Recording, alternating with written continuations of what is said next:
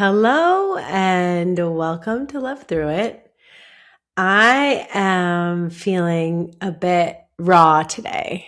Um, so yeah, that's where I'm at. Um, I had a really interesting morning, and I guess I'll just jump right in because here we are. Um, a friend of mine, a dear friend of mine, who she's a few years younger. She has also been on quite a spiritual journey the past couple of years and has really connected and stepped into mediumship recently. Came over and we had been talking about, I got the ping to sort of practice and like just exchange readings because I read for people in my life here, but only really close people and I every day, not every day, but a lot of times I connect myself and get guidance, and that's where I feel the most confident. Though like the close people I feel very confident, but yeah, I guess I haven't spent a lot of time reading for other people. And she's so sweet. For years she kept coming to me because I've had a channel for a long time. But again, it was kind of something I used for me. And she would always be like, oh, I'm so interested in mediumship. Like, I want it so hard. What do I do? What do I do? And I'd sort of give her guidance. But I was like, listen, this is kind of different for everyone. And she would be very frustrated. And I was like, listen, because you want it, because this is something you so desire, it's meant for you, which is true, which is absolutely true. Like the things that you really want. And again, I'm always saying this, I know, but the things that you really want are these kind of treasures buried inside of you from before. And in the pursuit of these things, you become who you're meant to be and accomplish your purpose and, fully realize. And the thing that gets in the way the most is our brain because, okay, our heart knows the direction, but our brain has no idea how to get there. And so our brain is always giving us all of these ideas because it's very helpful. But often we are encouraged to look around. What's everyone else doing? Actually, it's so funny. I was studying the gene keys yesterday and I was looking at my 33rd gene key, which is my life's purpose. And if you know the gene key, it's, what is it? Forgetting, mindfulness, and revelation, I think are the three. Yeah, the shadow is forgetting. The gift is mindfulness, and the city, so the most elevated state is revelation. And the thing about the gene keys is so interesting because he calls it Richard Rudd, who transmitted it, if you're unfamiliar. It's a wisdom-based text, not a knowledge-based text. So if you read it or study it, often it hurts your brain because a lot of the stuff doesn't really make sense or sound really out there. I remember the first time it was put in front of me years ago. I was kind of like, what is this? Like, this means nothing to me. This sounds crazy. And the further along in my path I've gone, the more it's made sense. And then I started studying it a year ago. And you don't think about it or learn it. You almost like let the words wash over you. And often it makes sense in your body and not even in your brain.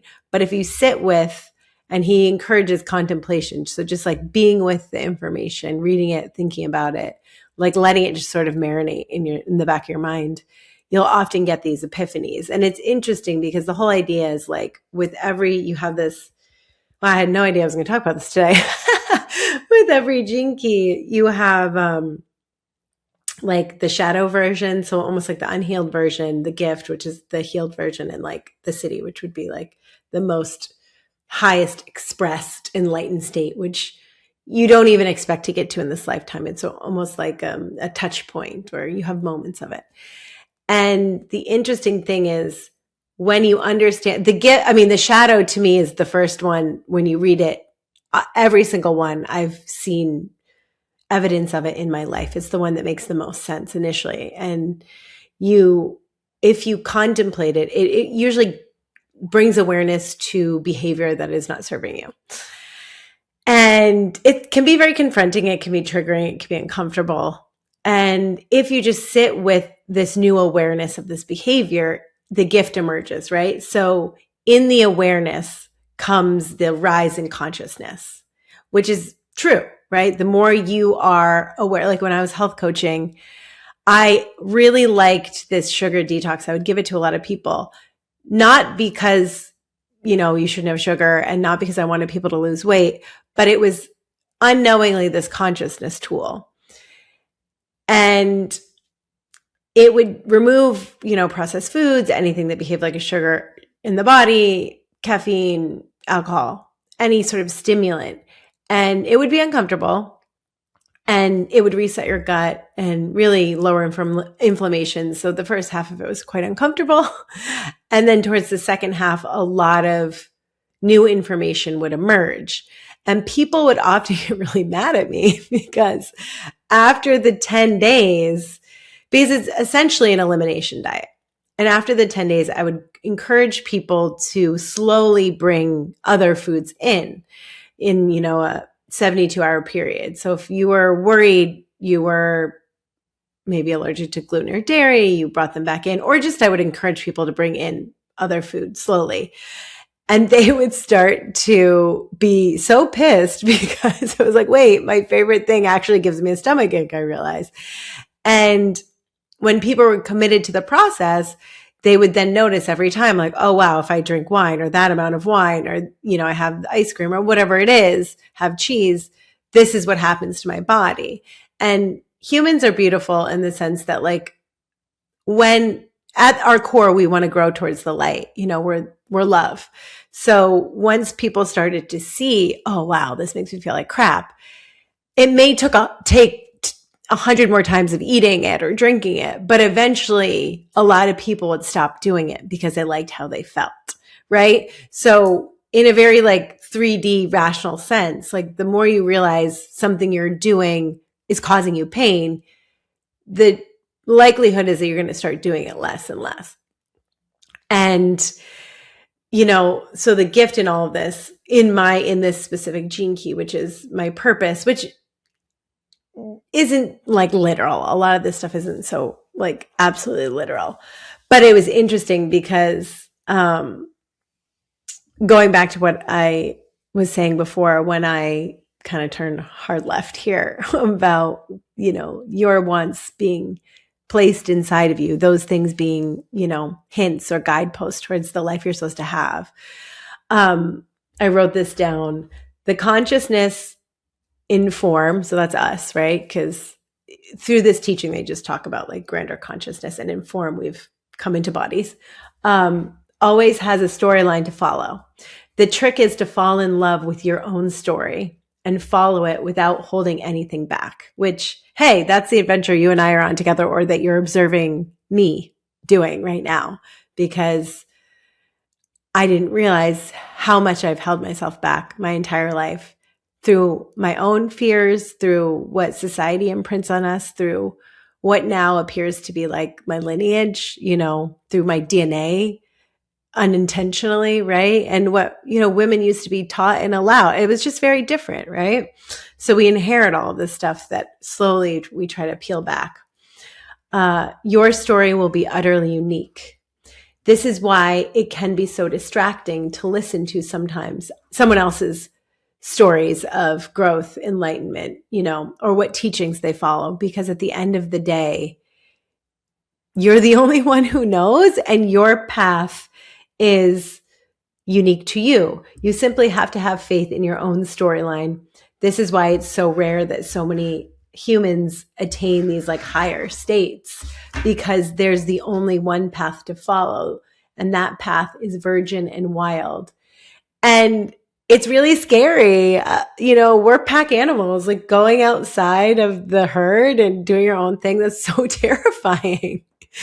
And it's the only way. It's the only way to be fully realized and fully expressed in this lifetime. And that doesn't mean you have to. You can make a choice not to, and you can have a perfectly beautiful life.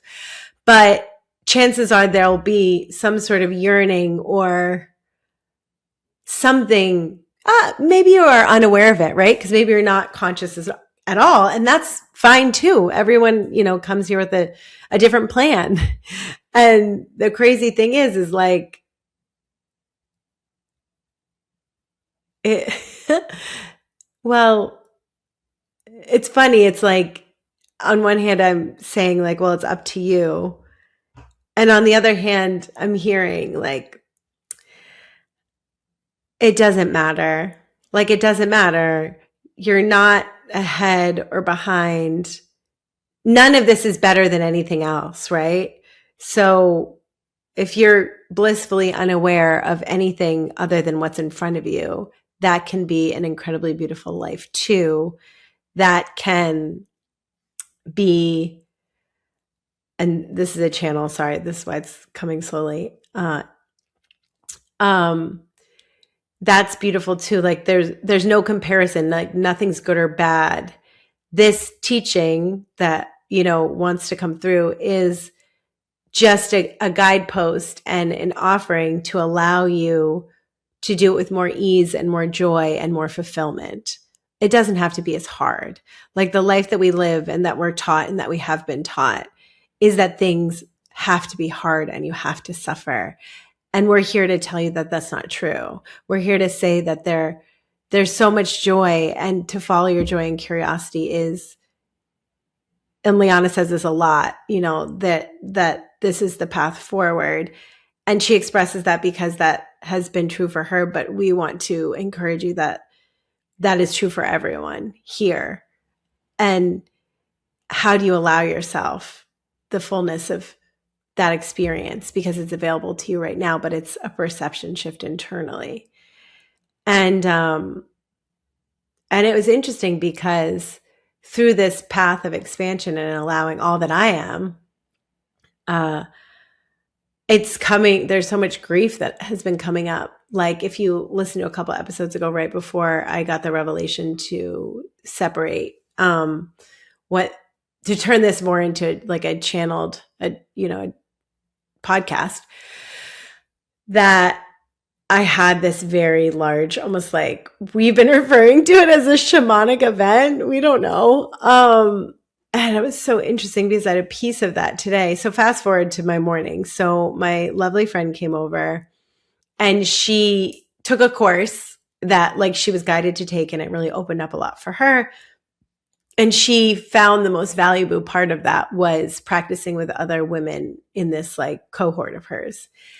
And it felt the most nourishing because, especially, and it was so funny, the first thing she said to me was like, stop worrying about money. And, but she was saying it was the most nourishing energetic exchange, especially as this is something that like wants to unfold.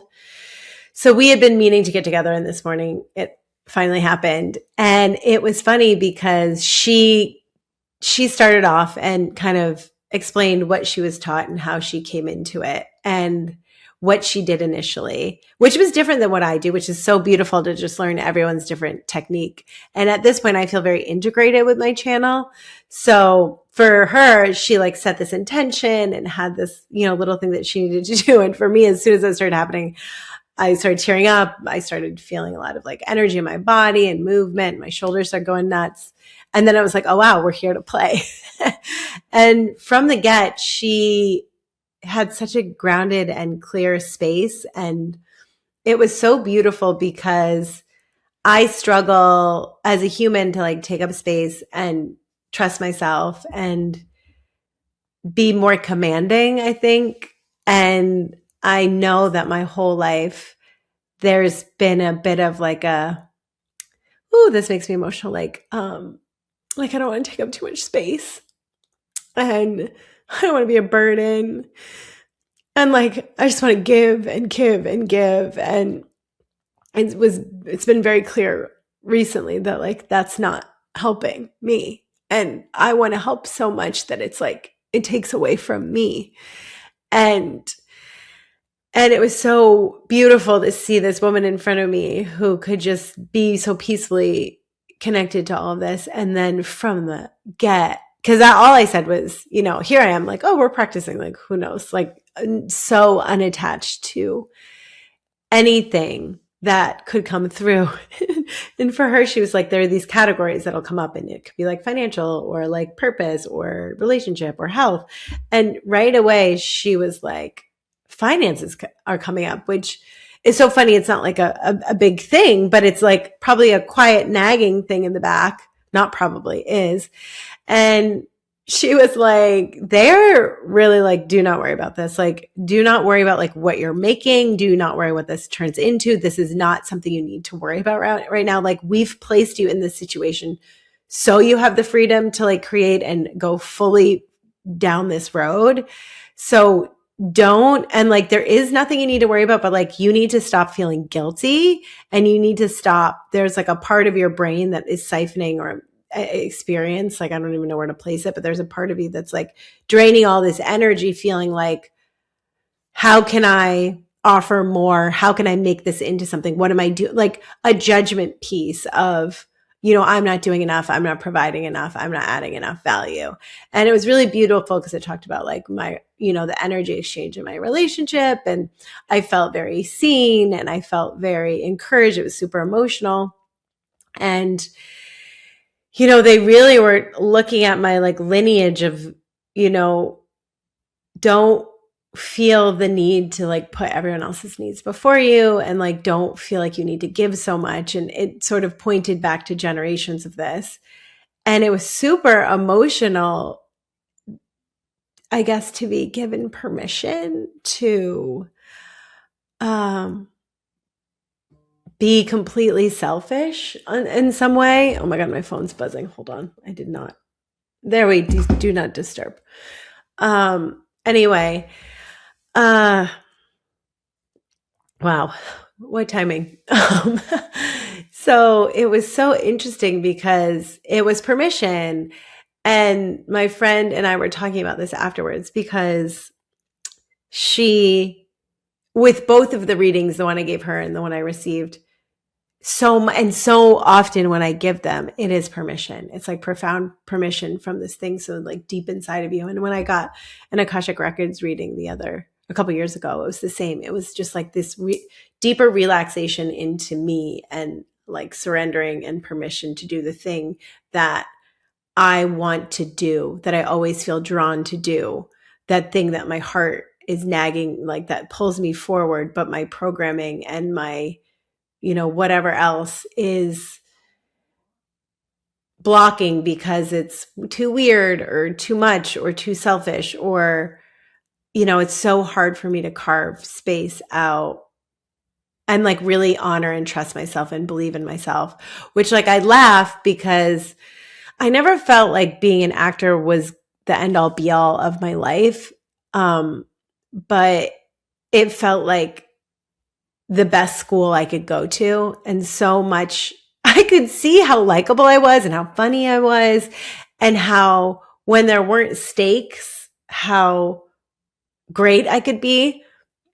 But the whole business is about like trusting yourself and taking up space and showing up in many ways, and like trusting your own choices and trusting your creativity. And when the stakes were high, there's always this little part of me that's like, is this okay? Is this too much space? Is this enough? I'm sorry. Am I safe here? Like the littlest. So today it was so interesting because it pointed me right to this little voice that's so little. And it feels like this worry about like, what is this, or what am I doing? Am I contributing enough? Am I doing enough? I felt so far back into the recesses of my like conscious brain, and felt like it was taking up the most minute amount of energy. But when it was called out, it felt like this sort of relief and opening. And it was so interesting. It just felt like, oh, wow, this is this program running around in the background that's taking more and more and more from me. And I had no idea it was there. And then to be so beautifully and gently guided out of it, it felt so loving, and I felt so held.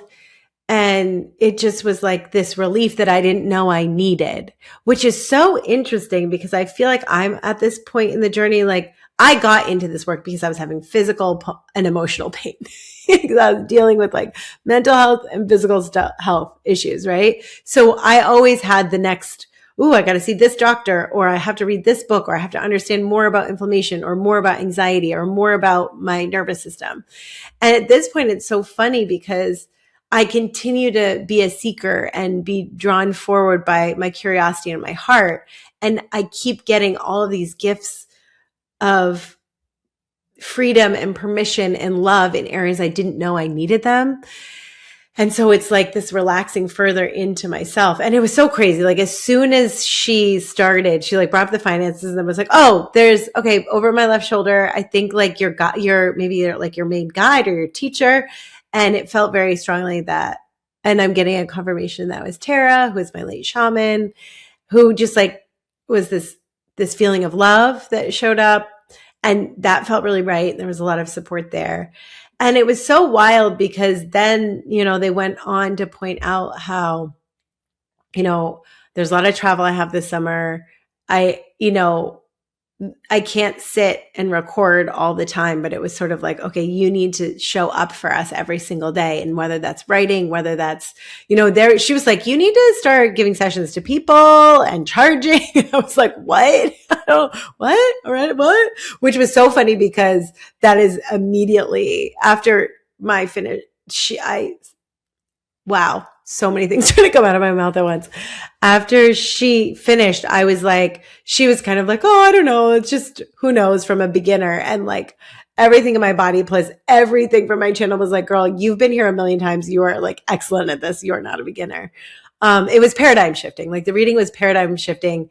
I had no expectations and it moved things around in my body in a way that like felt like more space and more breath. And then like another wave of this grief that came through in the shamanic event. But really, they gave me guidance on really a push to take this more seriously, to show up every day, in writing specifically, as well as readings for other people.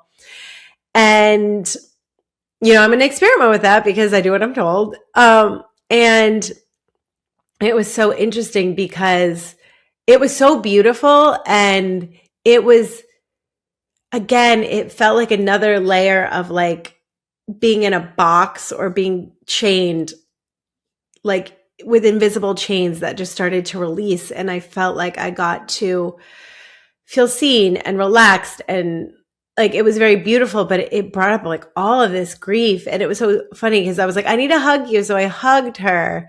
And then we sat back and she goes, oh, I'm getting told I need to hug you and like place my hands on your back. Like, no way. And she put her hands where my partner, Lianna, when I had the event a couple weekends ago, was instructed to put her hands. And she goes, I need to like hold you like this. And then again, like all this grief, not in the same way, but I cried again. And I was like, this is really weird. This feels like there's like a portal in my back or like there's something about this. And was saying like, you need to be held in this way. Like there's something about like touching behind your heart. So that was it. It was one of those things where like, we're leaving tomorrow. It's been so hectic. So hectic. Although I think by the time this airs, I will be home, which will be interesting because I'll have so many fun stories to tell about my adventures. But it's been so hectic. And it was almost one of those things where like timing was getting a little hurried and we made it work. And I was sort of like, am I just like forcing this? And from the get, it just like blew my doors wide open. And it was so interesting because I get self-conscious reading here or for other people. And it was like before she'd even ended, all of the stuff was coming in for her. It was just like a faucet had opened.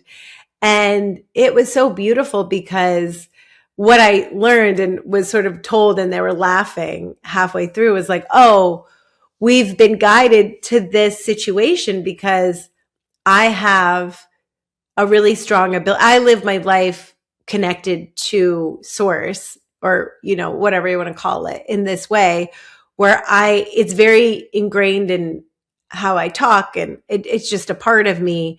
And I feel very guided by it at this point, which, I moved to Portugal because it felt like I should. I do a lot of weird things. And I just can't not. It's too strong, right? The guidance is too strong for me to ignore.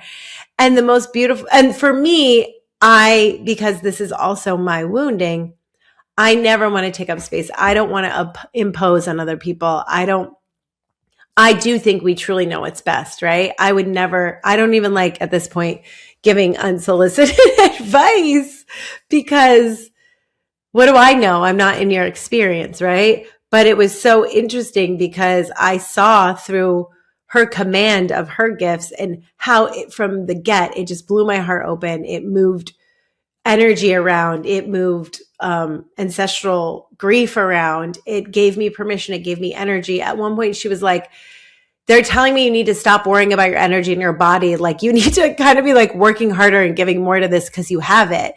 And as someone who like had a fatigue and burnout and some like chronic autoimmune stuff at one point, and then the past couple of years on this journey has had my energy completely taken away. They were kind of like, your energy's back. We've given your energy back. Like, it's time, like, use it. I can be very delicate with myself in a way that is unnecessary. And it was so nice because I feel like I got permission and guidance and a push in all of these ways, and I felt seen. And here I am holding that, feeling self-conscious, giving that gift to other people. And it was so clear in her reading that here she is, so incredibly connected, so capable, so grounded in this work, but not allowing herself to have it. So it's so funny. It's like, I have it and I'm keeping it for myself because I don't want to like impose. And she's so generously giving it away, but has a hard time trusting that it's for her. Right. And as my understanding, and with both of us, I've seen like we were very active thinkers, who isn't, but very heady people. And it's just been this stripping away of understanding that my mind and my thoughts are just a small part of the equation. And there's so much more inside my experience of consciousness that, my thoughts, they give input, but then I have my intuition and I have my guides, and there's a lot going on here. And I've learned that like my intuition and my guides are way further beyond my brain.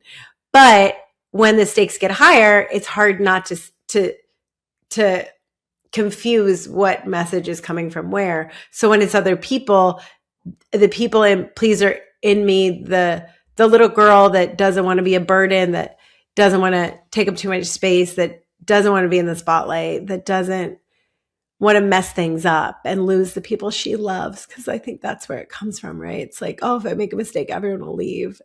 I'm like, they'll think I'm weird. If I'm too loud, people will think I'm weird, or no one's going to love me. Everyone's going to leave. Like, it's so wild how like it connected me so deeply to this tiny part of me. And for her, it's like her brain can't believe any of this for her, for her own guidance. And it was beautiful to be this mirrored example of like, hey, look, I'm doing this over here and I'm doing this over here. And how profoundly helped we were by just spending an hour together sharing, what we now can do. And my mind is blown. I feel like I have like a curriculum for the summer to follow. I feel a lot more love, and I'm still processing it. I had a big cry afterwards because I feel like, and this is so interesting. I know I've talked about this before.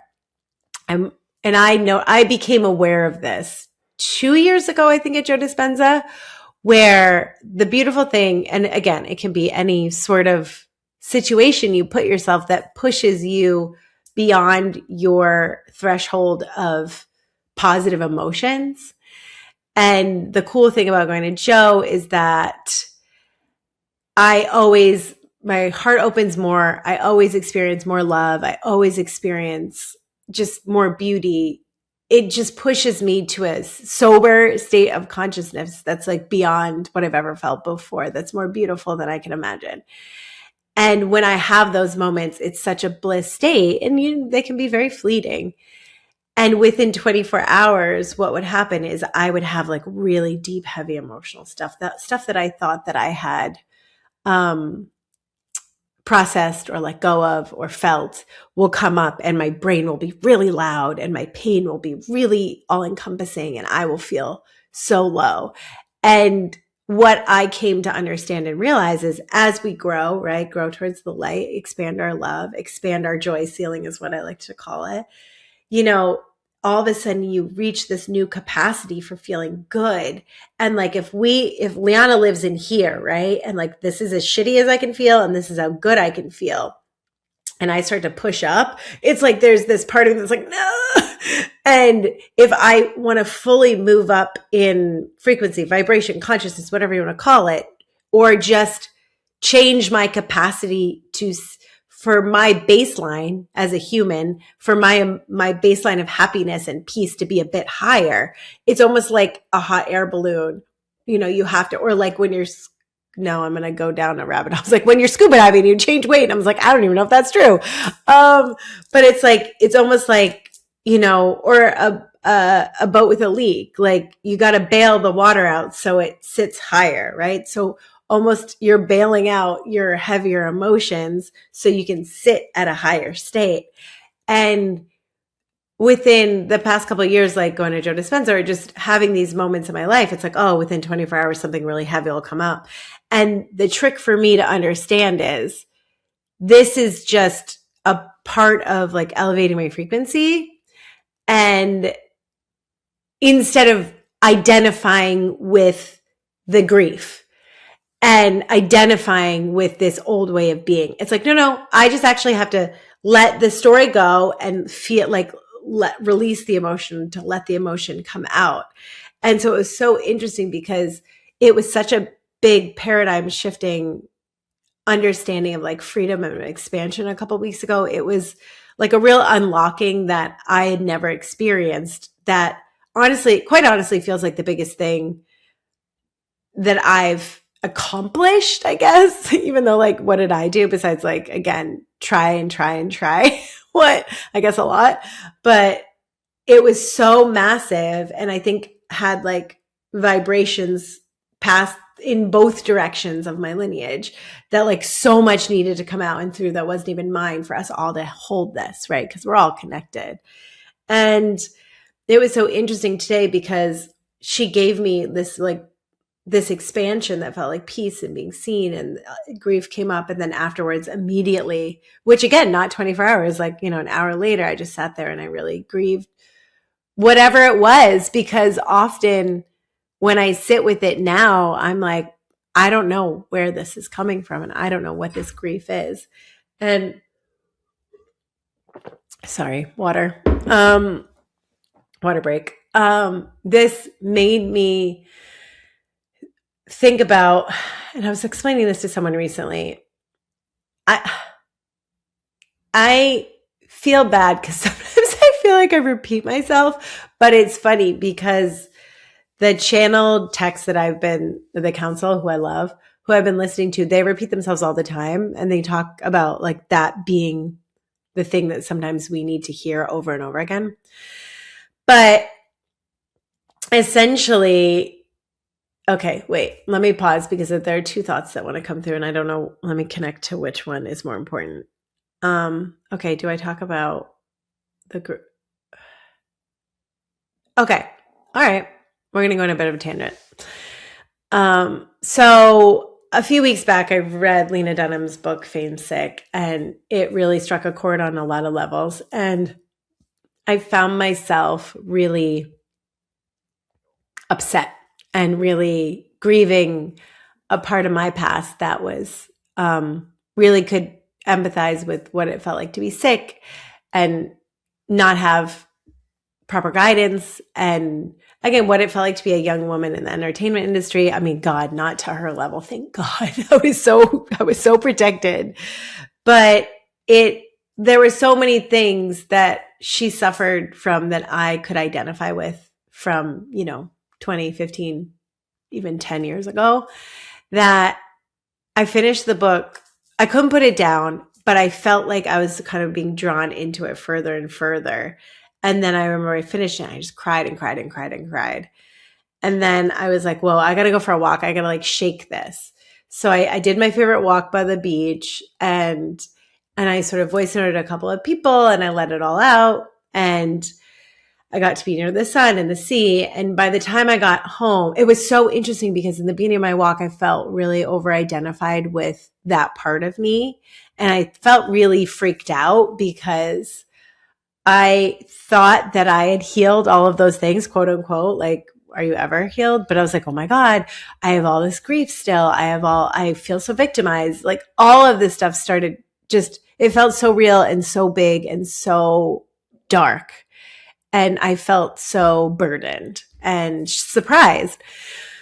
And so I vented. I do the things that bring me back to center and back to me. And before I knew it, I was like at home again, showering, which water does a lot for changing my energetic state. And it was funny, whenever I started channeling light language for the first time, it's like it happens in the shower. So like there's something about water for me that is really a conducer of something and a vibe shifter. So I'm in the shower, and by the time I get out of the shower and I'm like listening to things, like it was less than an hour later, I have no connection to any of the grief and the heaviness. And here I am being like, do I need a therapist? Like whatever. And I was like, wow, wow. This is why they talk about how it's so important, what you ingest. What are you reading? What are you watching? Who are you surrounding yourself? What thoughts are you thinking? Because there are two things here, right? There is grief and trauma and things that happen to you that you have to feel.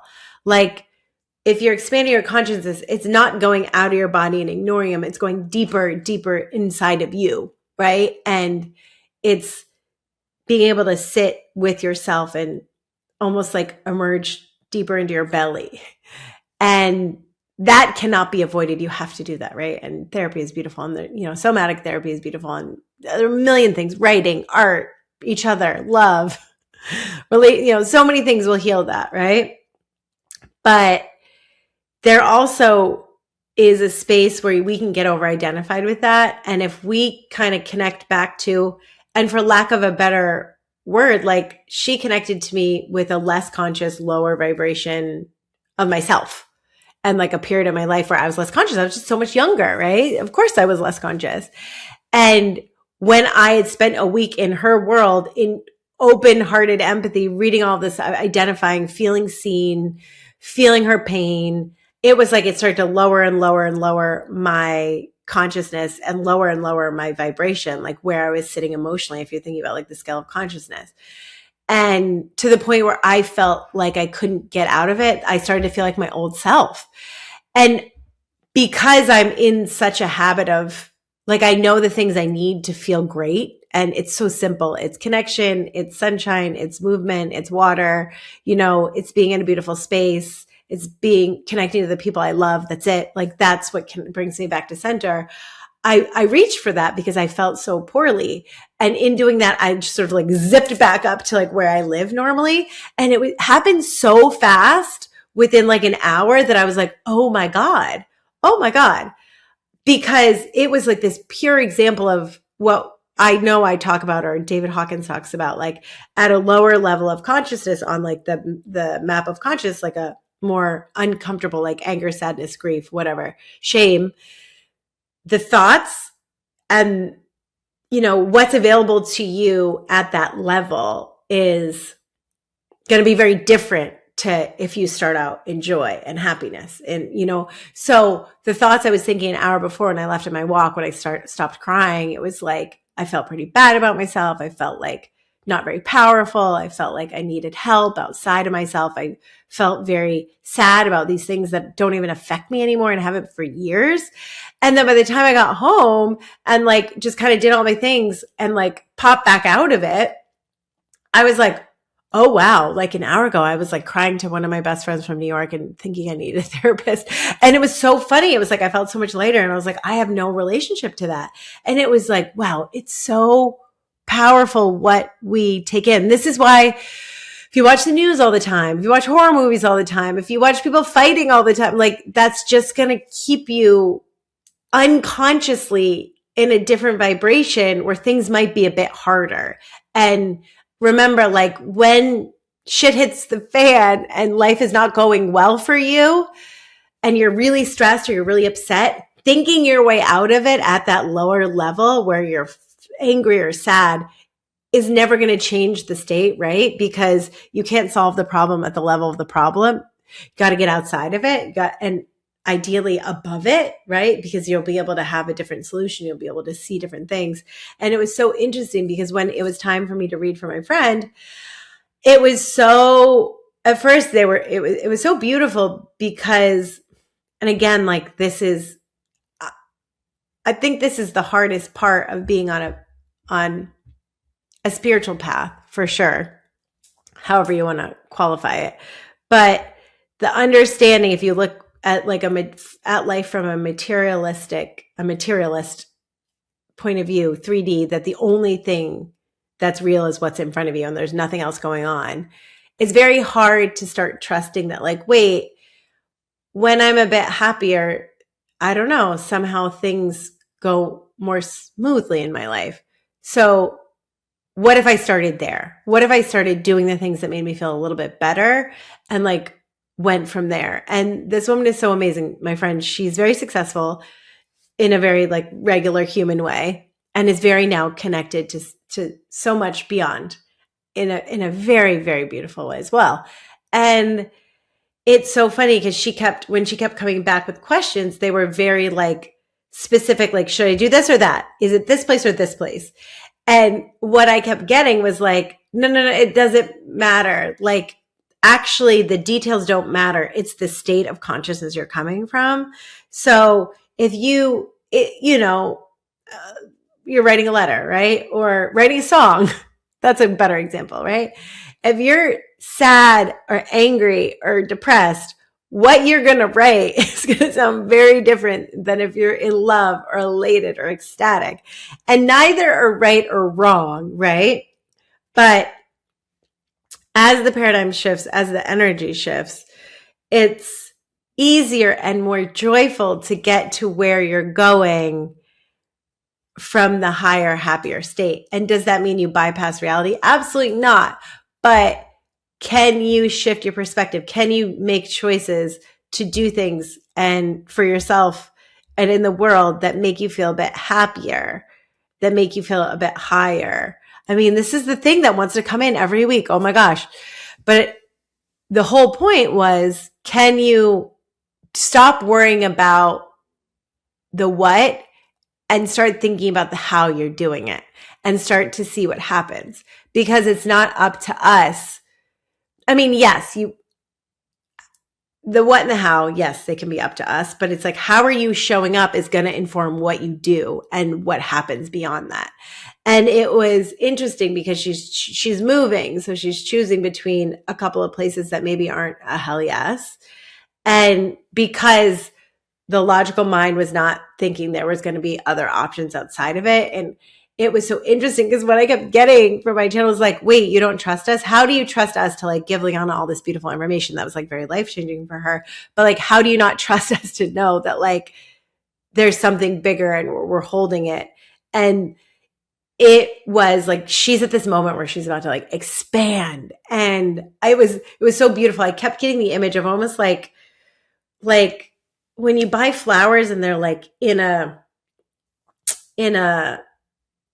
I don't know, a wrapper, a little like a gate. I don't even know how to describe it, but it was almost like you're opening the package and the flower just like blooming everywhere. Or, or like you watch bread rise and it's just like goes from this little thing to like being this big, beautiful loaf of bread, and the yeast expands it outside of the pan. But I kept getting these images of like this tiny shift for her and this huge like blossoming. And I kept being like, blossom, blossom. And it was her needing to almost have evidence and more physical space in her life before she was going to allow herself to open up. And it was like, no, this is not how this works. What if you allowed yourself the space to open up and then saw what you did and how the world responded to you from this more open, expanded state, which you're dying, you know what I mean? That you're dying to lean into anyway.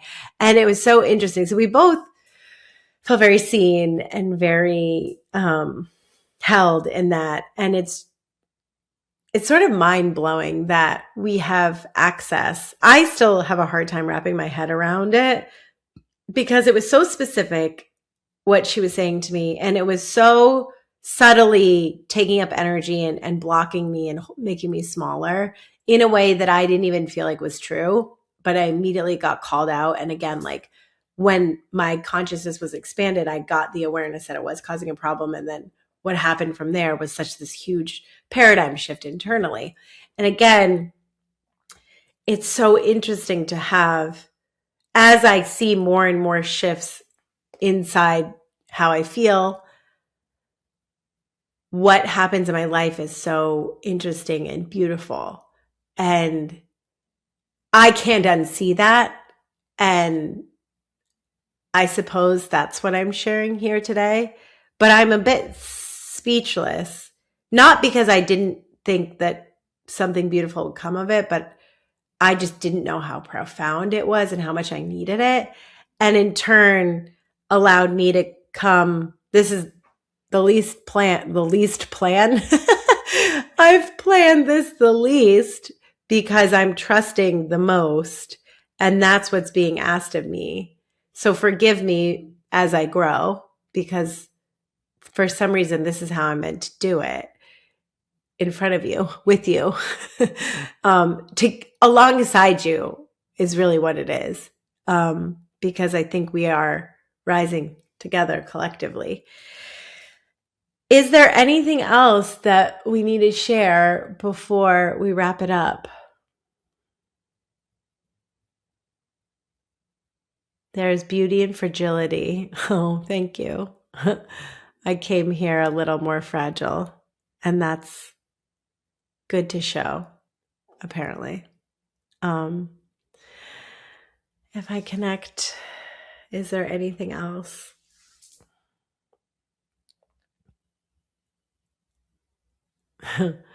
I'm getting affirmations, like you're on the right track. I feel afraid. This makes me feel afraid. My brain is getting louder.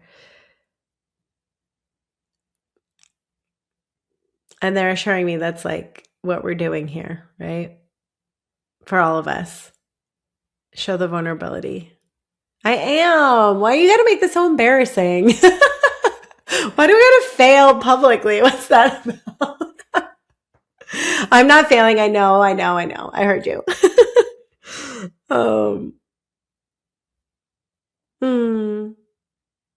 Yeah, be you. Just be you. And that's for me and for all of you, because we're at the core just conduits of love. So allow yourself to be that. Give yourself permission to be that. And that's by allowing yourself to, God, today they're just like, have fun, have fun, have fun. Everyone have more fun in little ways, in big ways. Connect to your joy. And then your heart. And then where your heart wants to pull you. And then let go and get ready for a wild ride. Thank you. This was a new experience today that we had together. I hope, I don't know what I hope. I always want to say, I hope you got something out of it, or I hope you enjoyed it. And that's true. But I know I'm just trying to be proud of the fact that I'm just showing up and being brave with you, and in hopes that you can be brave doing the thing that you feel called to do, or that you love being you in the world also. And hey, it's uncomfortable, but you know what? I am trying to, love through it. Oh God, so cheesy. Anyway, thank you for hanging out with us, with me. I love you all, and I hope you have a beautiful week.